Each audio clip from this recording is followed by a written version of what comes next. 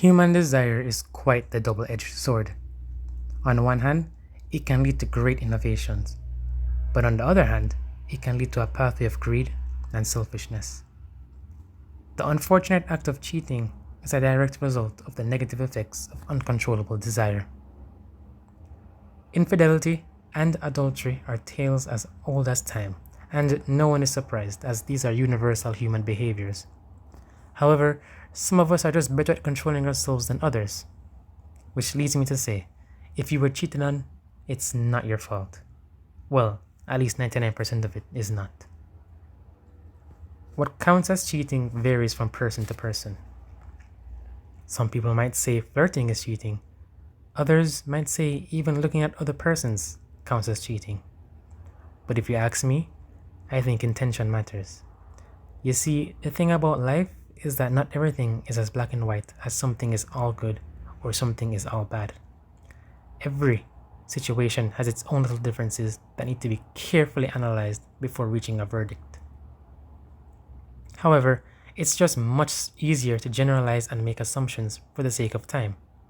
And as humans, that's just what we do, generalize and make assumptions. But sometimes these assumptions can be wrong and cause us to blame ourselves for the wrongdoing of others. And I know, while it will hurt, being cheated on is no reason to blame yourself or hurt yourself. As a matter of fact, if you ask me, you should never blame yourself for being cheated on, especially if you yourself know that you did everything right. Too many times have I heard, "But why? I treated them so nicely." Listen, I believe that statement right there is enough to completely get over anyone. And I do understand the feeling of betrayal is very hard to cope with, and the loss can feel so extensive, but you must avoid falling victim to these negative emotions to avoid entering the downward spiral of low self-esteem. When I say downward spiral, listen, low self-esteem leads to fear, which leads to self-sabotage, which leads to loss of opportunity, and less opportunity leads to more unhappiness. You have to understand though, that it is up to you as an individual and as a person to overcome these feelings of doubt and self-loathing. And hopefully with my short elaborations, I can help you. You must first understand why people cheat. It could be a trauma response, it could be due to psychological issues, or hell, it could even be just for the fun of it. But regardless of the reason, none of it is directly as a result of your own actions. Cheaters cheat simply because they are cheaters. They are terrible people. That's just how they are, similarly to how rapists rape because they are just rapists, they are just terrible people. If you did everything right in a relationship, i.e., give them attention, took them out, gave them gifts, then you have no reason to blame yourself. However, because of urges and desires, you could give them the entire world and cheaters will still cheat, regardless of whatever. Regardless of if you left them with their favorite ex, regardless of if they were drunk, they cheat because they want to. As your own person, you are not responsible for the actions of others. Therefore, you cannot blame yourself for the actions someone else committed, especially if you know that you did your best. This does then beg the question, I guess, do cheaters deserve a second chance?